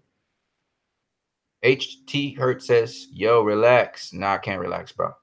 The says, don't let Whedon get your blood pressure up. Whedon? Fuck Whedon. Warner Brothers. HT Hurt says he's not worth it. Whedon? I don't give a fuck about Whedon. It is Warner Brothers that hired him. True Jeff Johns. Fuck them. Sorry, I'm sorry, I'll take that back. Don't fuck Warner Brothers. Don't fuck Jeff Johns. I really want to say that, though. I really do. I really do. TNJ Ayala says, I know, right? The man's a visionary. Damian Anton Vincent says, Zod. Yeah, man. Yeah, man. TNJ Ayala says, I'm sure Whedon swallowed that pill even before the... Whedon is the author of that pill. I think Whedon made that pill. The blue pill with Avengers. Shit, that was a blue pill right there. Oh, shit. Damian Anton Vincent says, comic movie marks, YouTube videos titled The History of the Donner Cut and What It Means for the Snyder Cut. More evidence of Johnson Feige sabotage. Yeah, right. Yeah. I see it. Yeah, I see what you're saying. It's so weird, though. The guys who were products of Richard Donner go and do the same thing Warner Brothers did to Richard Donner, tried to sabotage another director who was a visionary. I don't get it, man. HT Hurt says, I will watch the Snyder Cut from atop WB's bones. You getting to be General Zod. We got to be, you monster, bro. We got to control ourselves. I mean, I'm still trying to control. I'm trying to rein myself in, but I'm still losing it every now and then as I'm talking to you guys. Damian Antovincent says, HT Hurt, I love it. And then they want to call us we're not DCEU fans. You know, I'm not a DCEU fan. I just got to control myself. Damian Antovincent says, T Hurt, I love it. TNJ Ellis says, love T Hurt. TNJ Ellis says, sabotage Damian. HT Hurt says, at Vincent, yes, we should be worried. The Disney monopoly is real. Joss, Whedon, Feige are all good friends. All the comic book writers from the 90s love Whedon, Moore, Miller, Donner, Feige. Yeah, you're right. You know, we're not getting that variety. We're not getting various stories, various films. We're going to get what was called a formulaic route. We're going to have a formula for these films. And they're saying, okay, we could use that formula now to crossover. We're going to have laughs forevermore. Laugh while the place is burning. You know what I'm saying? Demir just says, I feel your pain, Anson. HT Hurt. You know, I thought that what would have happened was we would have a crossover of different worlds. So the DCEU world would be kept. And then we could have that DCU world afford, say, a Marvel character. Kind of like how we had Wonder Woman. And now we saw that world, that Zack Snyder world that he created, it could actually hold, you know, various characters with various fields. But now what we're seeing is literally seeing the world morph into another kind of world, an MCU world. And they don't care about the comic book characters. You get what I'm saying? They don't care about the fucking comic book characters. The very thing they accuse Zack Snyder, oh, he doesn't get superheroes. Now we're really getting that shit. You see? We're getting washed down superheroes. We're getting superheroes that are being insulted. The same shit that's happening in the MCU, they're going to bring that to the DCEU. And they're going to actually make the DCEU the MCU. That's not what we wanted. We wanted a crossover where you got a different field world and you cross over into it with MCU characters. And then we could take some of the DCEU characters and cross over into the MCU world. And so we have a mixture of seriousness and levity. that would, that would help. That's what we want. We don't want this one. I almost lost it again. One piece of, like, one mess of a murder. We don't want that. We don't want that shit. God. HDR, Zack Snyder beat out the old comic guard and got the Man of Steel movie, and they've been jealous ever since. Zack got Superman to work, where these motherfuckers did not. Okay, I cursed. Where these guys did not get Superman to work. I'm sorry, guys, if I'm cursing. I'm really sorry. I'm really sorry. I am just very angry. Okay, these people could not get Green Lantern to work. Could not get Superman to work. Couldn't get Batman and Robin to work. Okay? Batman and Robin flopped. Couldn't get Catwoman to work because they got rid of the people who could actually get them to work. And poor Christopher Nolan at this point, he's kind of has to stand off because he's executive, because he has to make other films. But Christopher Nolan has been watching this universe evolve, and he knows Zack can get it to work. That's why he picked freaking Zack Snyder. Zack can get this universe to work, and you can't ride Zack's name. Without Zack Snyder, this universe will not work properly. It'll become something else. And Warner Brothers, for the life of me, does not understand Zack Snyder is the key to this freaking universe working. The guy who is needed for the universe, they kick out. They did it to Richard Donner. That's why Superman 2 didn't work. 3 didn't work. 4 didn't work. They kicked out Donner in the middle of making Superman 2. They kicked out Donner in the middle of making Superman 2. Man, what kind of freaking stupid reasoning is that, man? Are you crazy? Are you crazy? You're gonna do that to How is it that these people are so stupid they can't understand? You had years to get this right. You get somebody who makes your universe work, you stick with those people. You don't boot them off because of some jealous jackass who couldn't get the stuff to work. You don't boot them off, man. And you listen to the critics and you listen to the media. Because Jeff Johns stirred them up against Zack Snyder because he's jealous that Zack Snyder could get a movie to work and he couldn't. He's supposed to be Mr. Comic Book. But he couldn't get a comic book movie to work.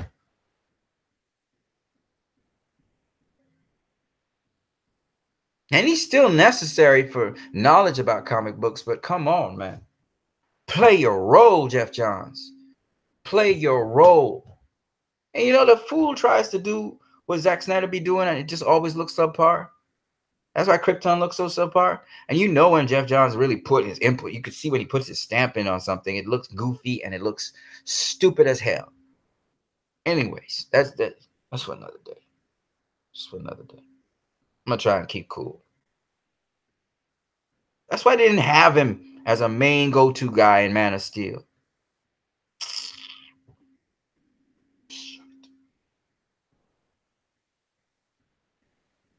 Damian Atkinson, man.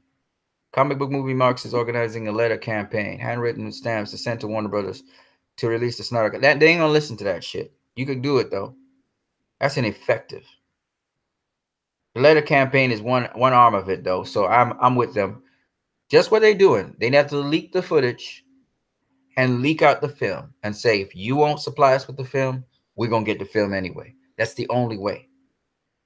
And then the next strategy is not one I particularly agree with, but for me, I'm not going to support Aquaman at this point in time because I am not enthused about it. I'm not enthused about it. So I'm not supporting that movie at this time. If you come up with a trailer that I could see that Aquaman is lining up with something that James Wan is actually interested in, forget all that. I don't even care about that. If Aquaman gets my interest, then I will watch it. At present, it doesn't. That's it. Simple. It doesn't interest me right now. Mission Impossible interests me, so I'll watch Mission Impossible. So that's my fix right there. Nothing else for this year so far. Goldfield says, I bet WB messed with James Wan's vision too. Duh. Of course they're messing with it. They're messing with it as we speak.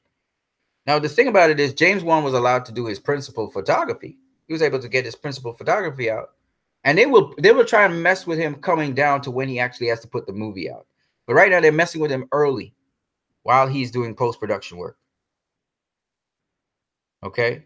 And trust me, studios do this on a level. It's not just WB. The MCU has been doing it. People saw Waika Waititi say, certain people were trying to urge him to put these jokes into his films and stuff like that. So that's why Thor Ragnarok came out a certain way. When you look at some of the deleted scenes, they're actually funnier than some of the scenes in the movie. And again, you could see more of the character of Waika Waititi and what he really wanted to do, and what by committee certain things. And you could just see these stupid ass executives saying, "Oh, I think that's funny. Oh yeah, put that into the movie. Put that into the movie." When somebody recommends something stupid that Waika Waititi is like, but I don't get the point. Like, that's outside of the character. You could see them saying, "No, you should put that in the movie. That's funny. Put it in the movie." People are clueless, just wielding their power like jackasses. I could see them doing that to Waika Waititi. And they knew, the fan base would just gobble it up anyway, and they would just laugh. It's such a funny movie, because they're going to get to see funny movie, right? And Waika Waititi was like, okay, whatever. I could see that happening. But then again, I'm pretty sure you could feel when Waika Waititi was Waika Waititi in there, and you can feel the humor when he's really doing himself. That's the shit we have to deal with. That's the shit we have to do. It's not about a director doing his film. It's about a director pleasing these executives who have no freaking clue what the people want. None. Made Zack Snyder chop up BVS at the last freaking moment. What the fuck is wrong with these people, man?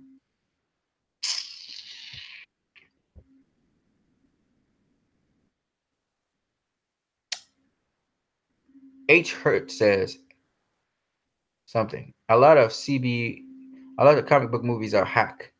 Manga writers are better. I don't know where we at. Shoot.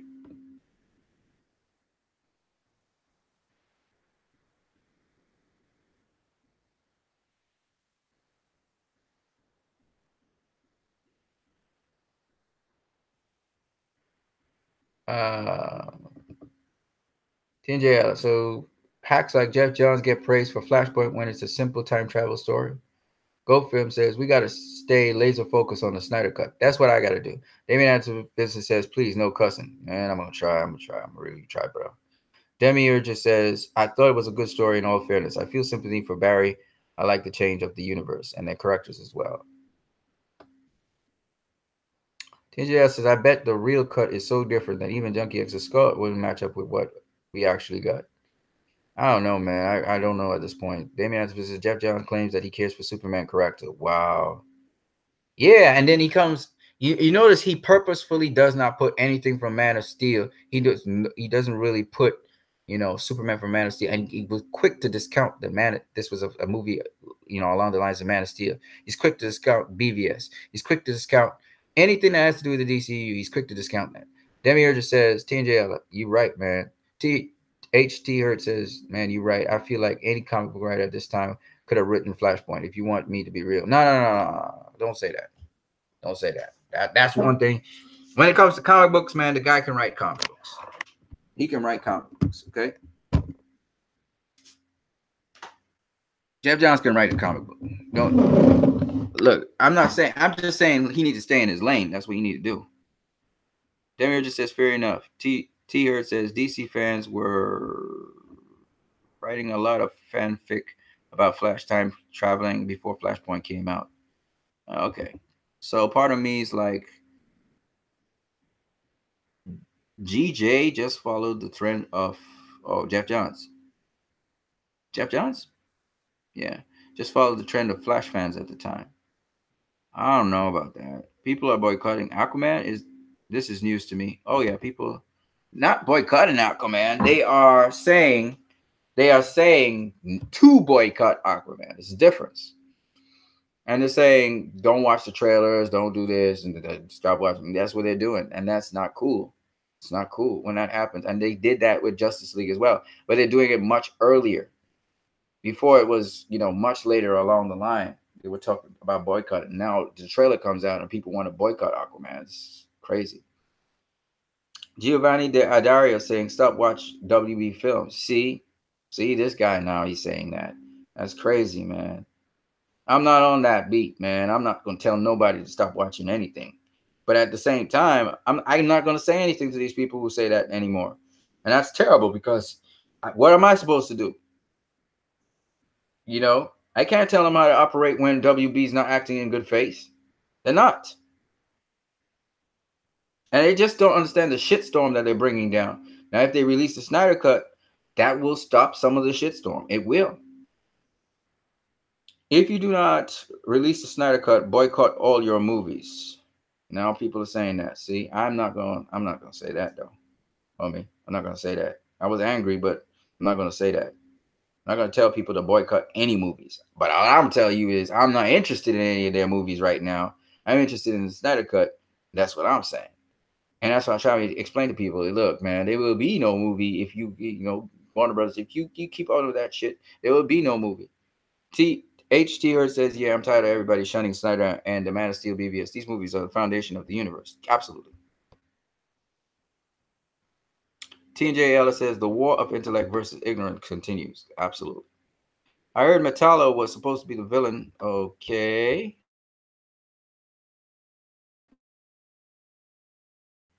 And they made Snyder change it.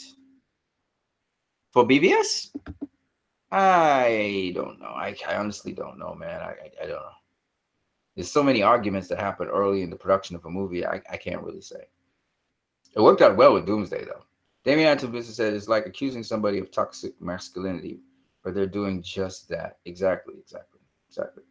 Damian Antovision says all Jeff Johns movies failed. Superman Returns and Green Lantern. Yep. Failed. Miserably.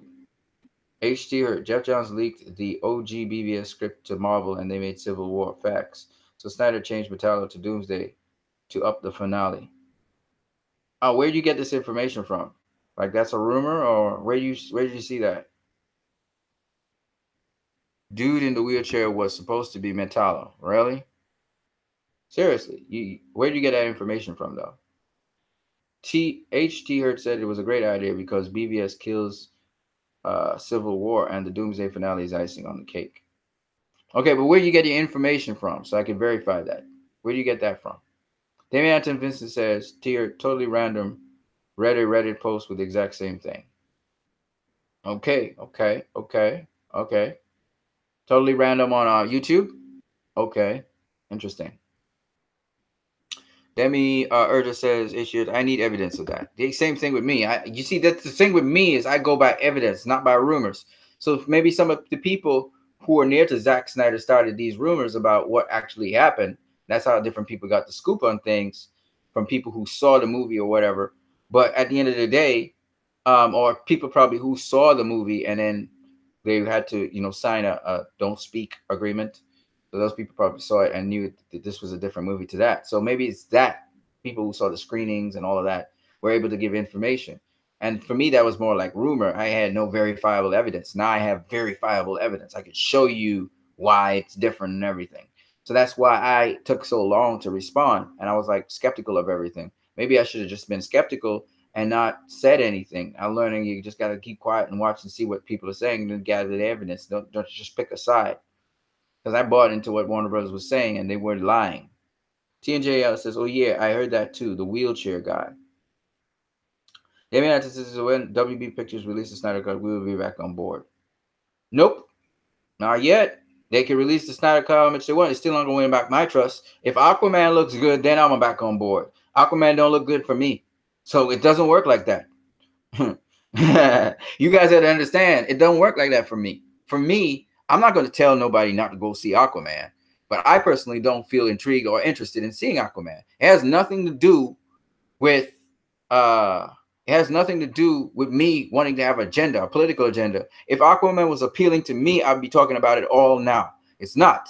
So until Aquaman is appealing to me, yeah, I'm going to go see Aquaman. Otherwise, I'm just going to keep pushing for the Snyder Cut. You got to understand, I'm not allowing Warner Brothers to bullshit their way through this. I'm not going to just, oh, we're going to trade off the Snyder Cut for you going to see Aquaman. Fuck that. Hell no. Sorry. Nope. No agreement. I will watch what I am interested in seeing, and I'm not interested in seeing Aquaman at this point in time. You want me to be interested in seeing Aquaman? Then all you got to do is let James Wan do his thing in post-production and in his story, and just keep your ass out of his works. Let him do what he likes to do best. Don't interfere. And I'm more than likely going to like Aquaman because it's going to look like what it's supposed to be. But at this point in time, I'm pretty sure it's compromised, because the fact that I am not even enthused about Aquaman tells me somebody had their hands in the pot. James Wan didn't get to freely do what he wanted to do with Aquaman. That's what I'm saying. He probably got to shoot the principal photography freely, but in the post-production work, somebody's got their hands in the pot. Okay? And so that's why I'm not feeling enthused. Maybe I'll feel it in the next trailer. Who knows? It might have a different feel to it. And that's probably why I want to like it. But right now, I don't.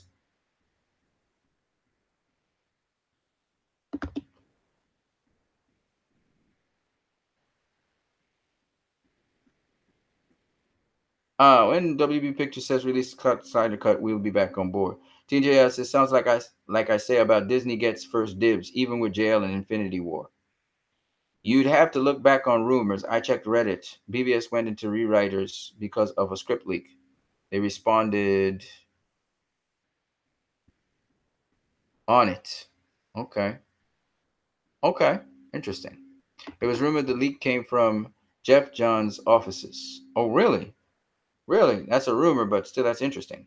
TJL says there is leaks. Holy smoke, Batman. Hey, he's friends with Kevin Feige for real.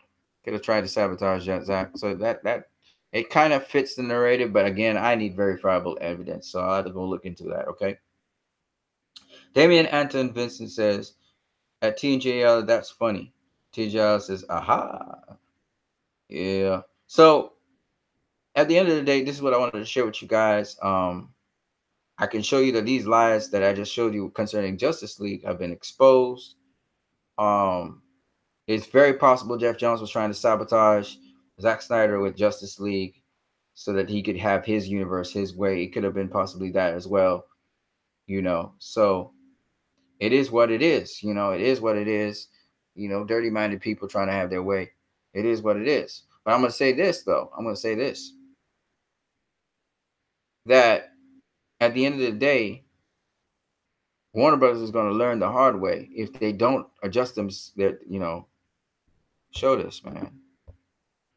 You know, if they don't adjust their way, they're going to find themselves out of business with the comic book movies, out of business completely, because they're severing the ties with their fans. And people feel that, you know, they will just go on and forget about this. This is not the same. This is somebody who started their universe. And we've seen this pattern with Warner Brothers now for several decades, starting with the very first guy who got them the very first superhero movie on the big screen, which was, you know, Richard Donner, right? HDR says they have Metallo concept art that leaked, so I think he's most likely the original villain and side antagonist. Damn, they have concept art of Metallo? Could you just go search online right now and find that for me? And just, you know what? I'm gonna type it in and see. What the hell? You serious?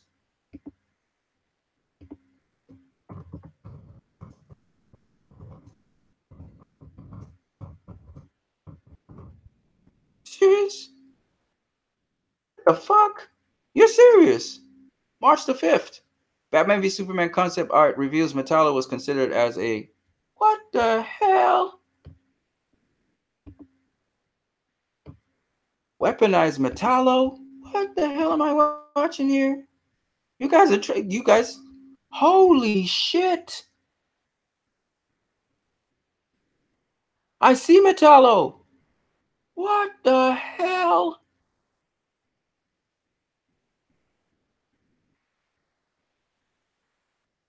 There was a deleted Lex Luthor scene from Justice League. I also noticed he did some artwork for Batman v Superman villain who never ended up in the movie. In concept art above, you can see Metallo was considered for Batman v Superman at one point. My best guess is this is from the version of the script that David Goyer wrote before Chris Terrio came in and rewrote the movie and it became Dawn of Justice. In a Batman v Superman interview, director Zack Snyder revealed that he almost put the Joker and the Riddler in the movie as well. What do you think of the design for Metallo? Would you like to have seen him as a villain in Batman v Superman? Guys, I'm going to show you this on the screen because I couldn't believe what I just saw. And that's just very recently. What the hell?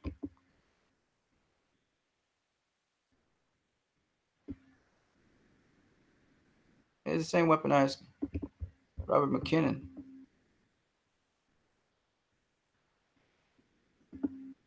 What?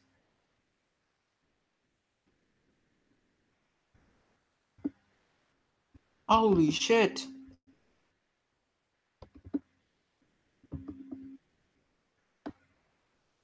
I can't believe this. I don't believe it. I can't believe it. Holy shit. Holy shit.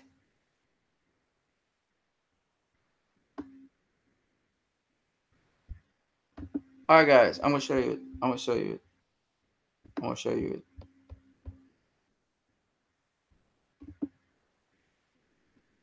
Oh.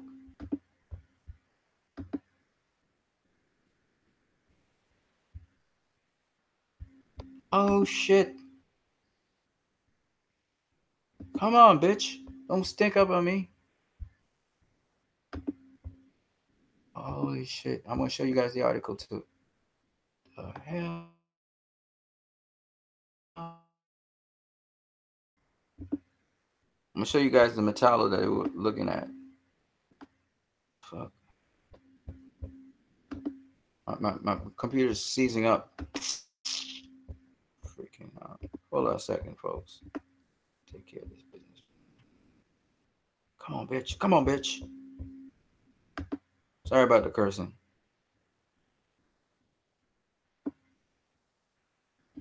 All right, now take care of that. Look at this shit. Look at this shit, folks. Freaking Metallo. He was not fucking kidding. This is the concept art by Robert McKinnon. This is fucking Metallo here. And he looks like you said, guys, Wally O'Keefe could have been Metallo. Holy shit. Because you know he doesn't have no legs here. Like Kryptonite running him. Shit, that would have been a sick storyline.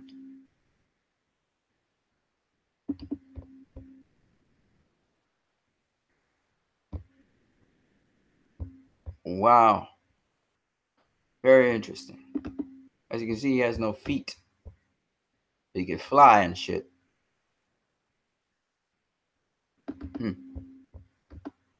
Very interesting. Very interesting. Yeah, folks. Yeah. So, at least this evidence confirms what you're saying, H.T. Hurt. What was you saying up here? Hold up.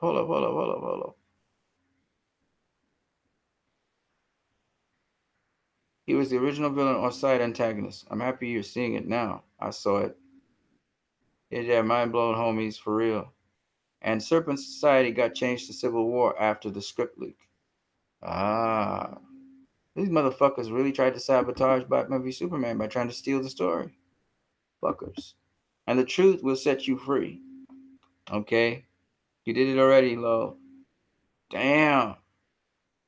Some crazy ass shit going on here, man. Let me read it for you guys. Read what it say here. I'm going with Batman or whatever the heck this is. Batman v Superman. Can you guys see this? First of all, can you see it? You guys seeing it?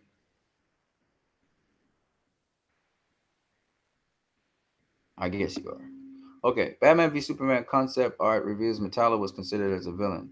This was March 5th of this year. Yesterday, I shared concept art from the artist Rob McKinnon, which showed a deleted Lex Luthor scene from Justice League. But I also noticed that he did some artwork for Batman v Superman of a Superman villain who never ended up in the movie. In the concept art above, you can see Metallo was considered for Batman v Superman at one point. My best guess is this is from the version of the script that David Goyer wrote before Chris Terrio came in and rewrote the movie and it became Dawn of Justice.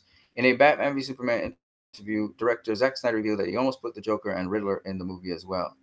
What do you think of this design for Metallo? Would you have liked to see him as a villain in Batman v Superman? Let me know in the comments below. Shit, we never seen fucking Metallo on the screen, man.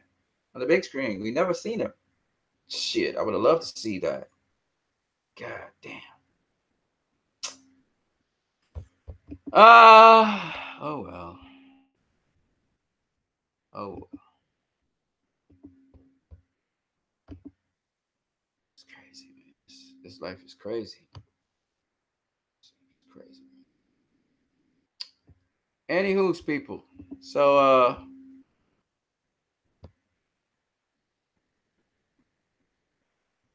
TGS says, so I guess that's why Lex acts like a Joker kind of and sends riddles kind of to Batman and BVS. Hmm. Who knows, man? TNJ Alice says, oh, I see it, CD. TNJ Alice says, kind of like a collage of his past villains. Yeah, Superman villains, too. HT here says, only Snyder would have juggled all those characters. Yeah, man, he would have done a great job. He'd done a great job. Fucking studio, boy. And you know, in an interview Zach was having, he was saying how the studio kept on questioning everything he did with Man of Steel. Like, why did he need to have this? Why did he need to have that? You could just get rid of that. You could just get rid of this. You could just get rid of that. You know, and studio is like clueless as to this stuff. You know what I mean? Oh God, when you have to deal with jackasses who feel they know something about films. Nimish PK, man, shout out to you, man. Anyways, man, folks, it's 3:10 p.m. I gotta go out and do some stuff, so I'll be going out and doing what I have to do. Batman, Superman, Wonder Woman, Riddler, Joker, Metallo, and possibly Doomsday in one film. Eesh, yeah, bro, that would have been crazy. That would have been heaven. But it's all good. It's all good. And again, we saw signs of Metallo there. We saw signs of the Joker there. We saw signs of the Riddler there, right? Joker with ha ha ha with the bat with Robin, right? We saw the Riddler stuff on the walls, the graffiti. We saw the guy who would have made Metallo, which was Dr. Emmett Vale, was there in Lex Luthor's apartment. We had Lex Luthor there, so we'd have had Doomsday. Oh my God, that would have been crazy. That would have been fucking epic, man. Damn. And then we had the guy, like you said, for Metallo, which was Wally O'Keefe, I think it is, something like that. So it would have been perfect. It would have been perfect. And he didn't like Superman, so it would have been perfect. HT hurt my heart. TNJ Ellis, sup, Nimish. Damien Anson Vincent, bye. Oh my gosh. What could have been, eh? Studios, man. Fucking studios, man. Anyway, Batman v Superman still came out and is a masterpiece of a film. But man, it makes you want to know, well, why, man? Oh, why? Yeah, Emmett Vale. He was the guy that created Metallo. And the kryptonite would have actually served a freaking purpose other than just Batman fighting Superman with it. It would have been, oh man. Hey, it is what it is. It is what it is. It is what it is. It is what it is. It is what it is. It is what it is. It's just studios. It's these dumb studios that dumb down everything. And when you start to look at what the director's vision actually was for a film and what the studio makes the director end up doing, compromising to get a film to the screen, and how many things the director has to be challenged on, he has to hold fast to and fight down. There's a lot of fighting with these people. Man, it's tough, man, to be creative in that environment. Zach pulled it off. Patty Jenkins pulled it off. Patty Jenkins better than Zach. She's strong. I heard I forgot what the guy's name is, who's the actor who's going to appear in Wonder Woman 84, by the way. It just makes no sense to me so far. Chris, whatever his name, Chris, whatever his name is, Chris, whatever. And he was saying, Patty's very fierce in there. You know what I mean? She's fierce, man. Anyways, man, guys, it's time to go. So you guys have a blessed one. I'm still kind of angry. I'm pretty angry for a while. I mean, I watch how these studios just they pretty much destroy sometimes what these directors are really trying to do and what they're really excited about and what they really want to bring to the table. And these fucking people, man, they just like try to suck the heart and soul out of the beauty of what the entertainment is supposed to be. And it just gets me angry, man. What the hell is wrong with these studios, man? What the hell is wrong with these studios, man? All of them are like that. Like these fucking executives are just like, and they don't smile, they don't laugh, and then they propose some shit, and you supposed to do that shit? What the fuck, man? Jesus Christ, man.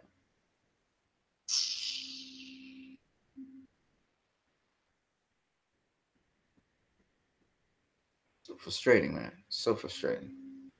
Thinking about it gets me angry every single time. So anyway, I'm glad that Zach said no compromise. Not Zach, I think it was his photographer. In the face of Armageddon, no compromise, man. Yeah, I lost it. I'm not really quite there. This would eventually happen. They wanted to keep us adolescent-minded about it. Yeah, man. Well, this shit has to go away. And it has to stop. And the only way is if we as fans say this is unacceptable. Like I said before, that trailer, the standard of that trailer for Aquaman is unacceptable for me. Maybe other people love it and gulp it down. Fine. Go ahead. Run away with it. Gulp it down. I'm not mad at you. Enjoy. Not me. I'm going to be honest to myself. I didn't enjoy that trailer. Okay? I see nothing in the horizon that impresses me. Anyway, guys, I got to go. The phone is ringing. God bless you guys, man. I'm struggling right now. You can see I'm in darkness. I got to go. Phone calling. See you guys later. Bless. Peace.